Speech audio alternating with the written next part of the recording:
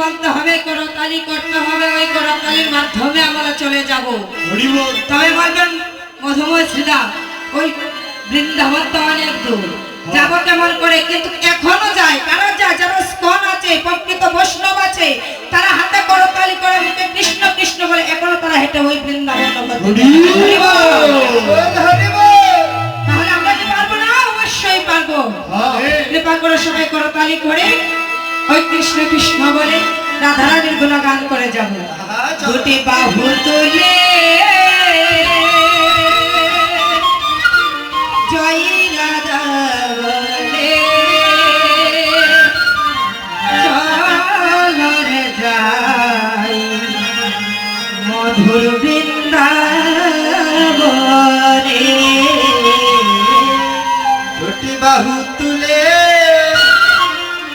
আজি জয় রাধা বলে রাধে চলো রে যাই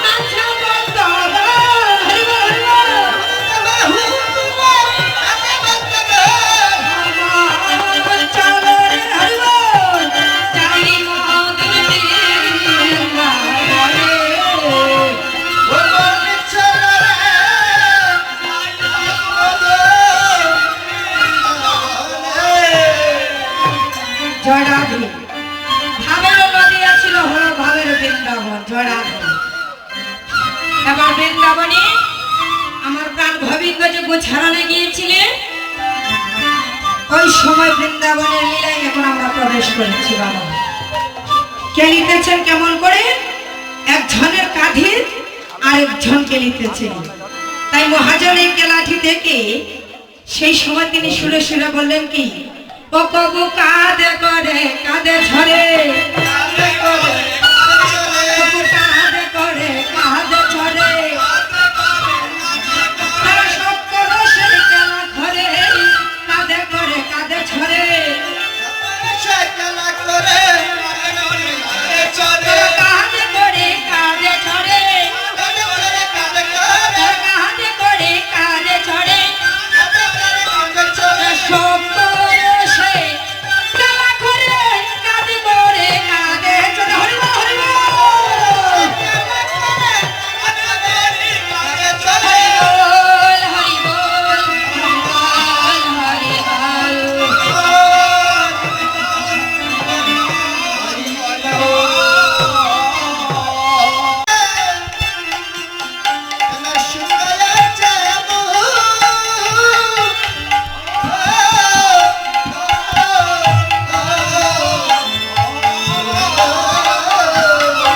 আহারে আজ দেখি আসব কেমন ভাবে সোনা বনে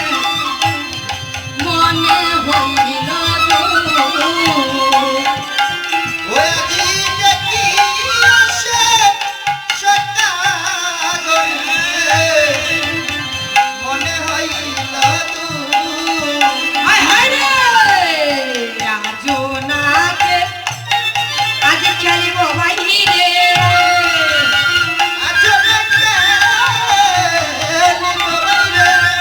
ও বাইরে চলো চলো যাইও ঘরে ইয়ে ইয়ে ইয়ে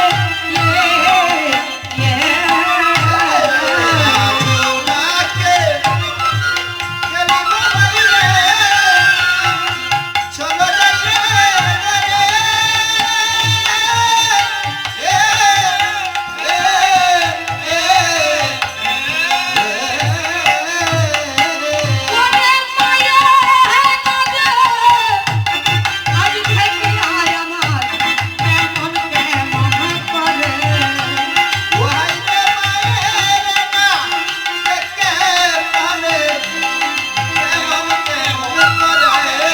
আয় হায় রে এই মায়া ধারে আজ দেখিয়া কানে আমার কেমন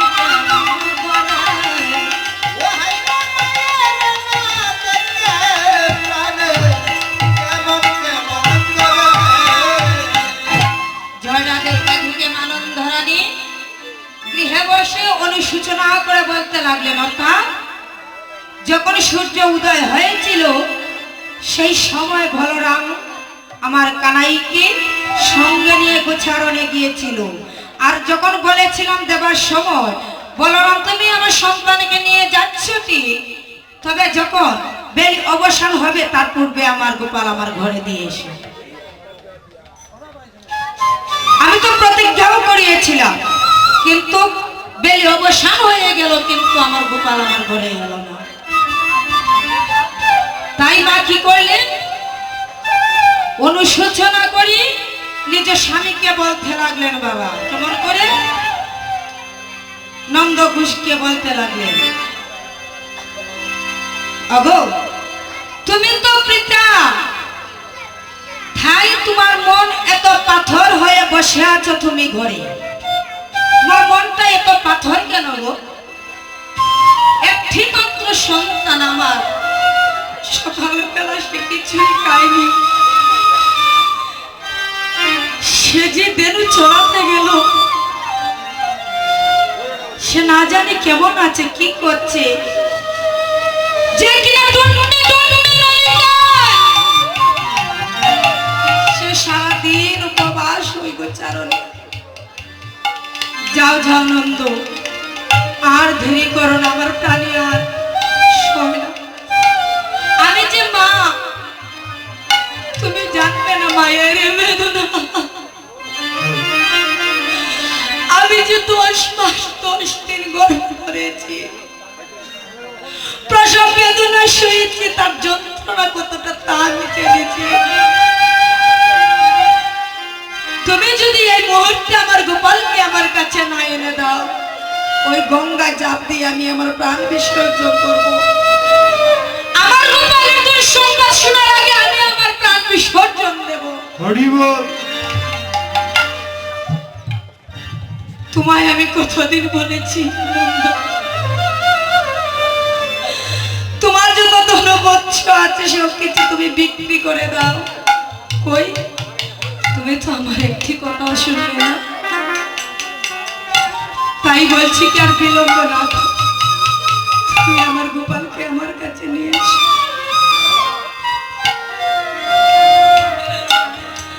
হরিয়ানা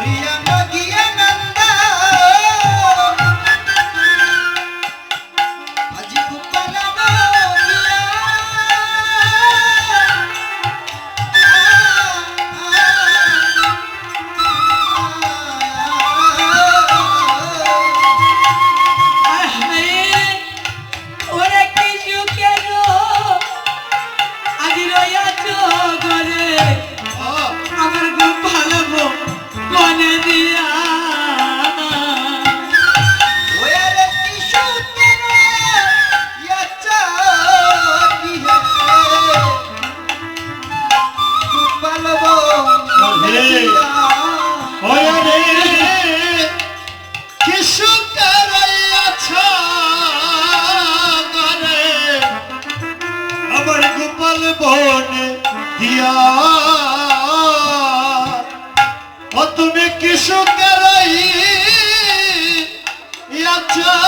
ঘরে আমার গোপাল বনে দিয়া তোমার যে আছে পাগলা চঞ্চল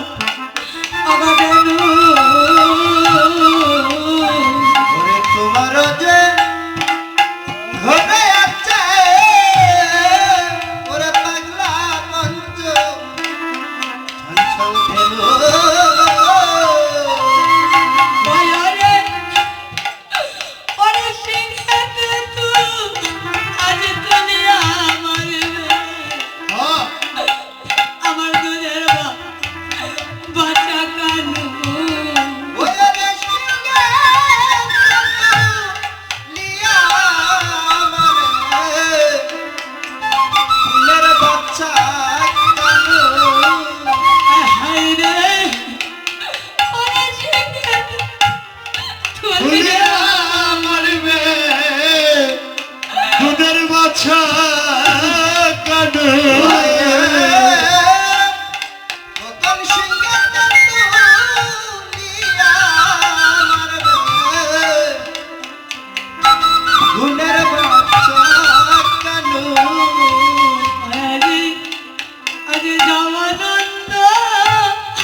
দেরি কর না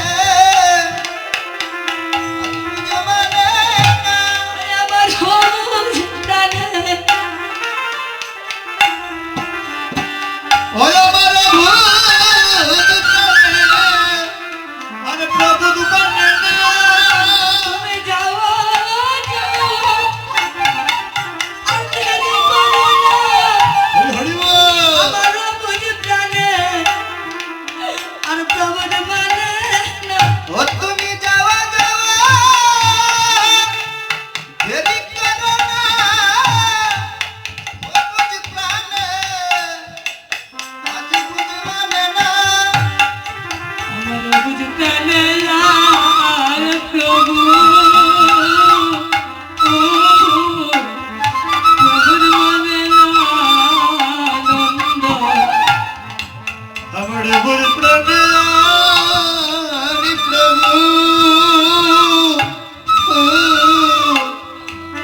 মানে না আমার বুঝ প্রাণে প্রভু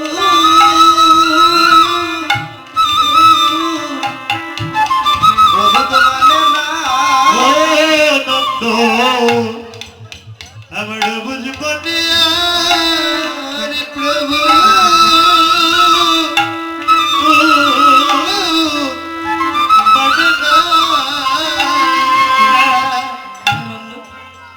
কতদিন তোমায় বলেছি তোমার দিনবৎস তুমি বিক্রি করে দাও, না হয় আমি আমার গোপালকে খুলে নিয়ে নগরে নগরে ভিক্ষা করে নবনী সেবা করাবো, কিন্তু তুমি শুনো নাই। আজ আমার মনে হচ্ছে এই বিলম্বের কারণে ওই যে আমি গত নিশিরাতে দুঃস্বপ্ন দেখেছিলাম কালিয়ার কালো দহে জাপ দিয়ে প্রাণ বিসর্জন করেছে, ওই বিলম্বের কারণে আমার মনে হয় আমার গোপাল এক দুর্ঘটনায় যুক্ত হয়ে গিয়েছে।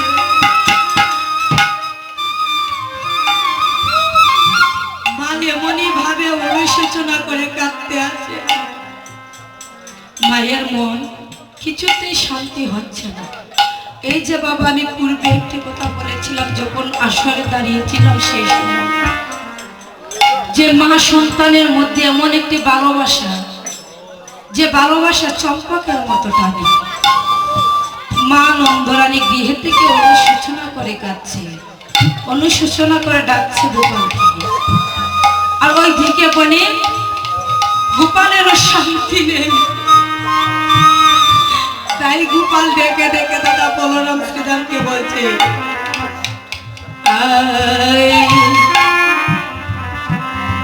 আমার মালিকেরা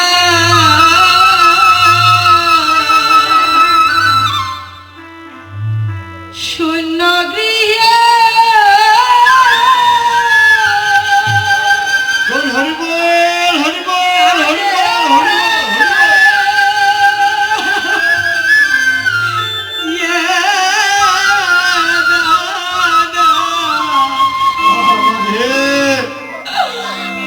ও দাদা বলরাম রে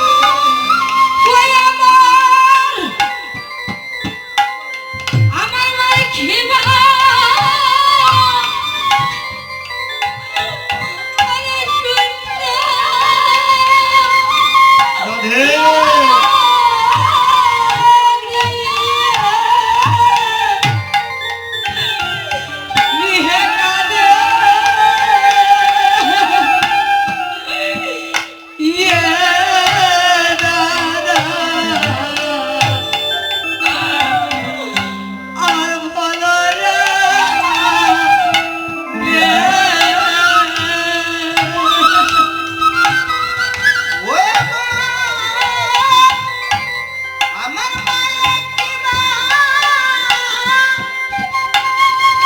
ওরে শূন্য গৃহে কাঁদে হে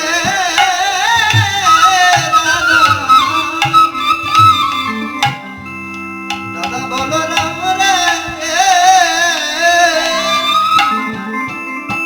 ওই আমার মায়ের কিবা ওরে শূন্য গৃহে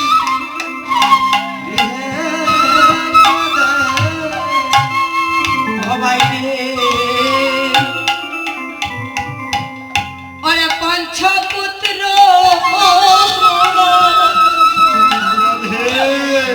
ওরে আছে যা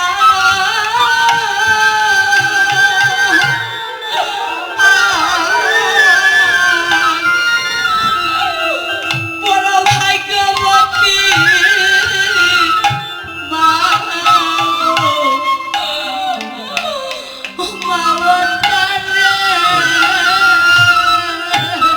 ও শ্রীদান রে ওরে পঞ্চপুত্র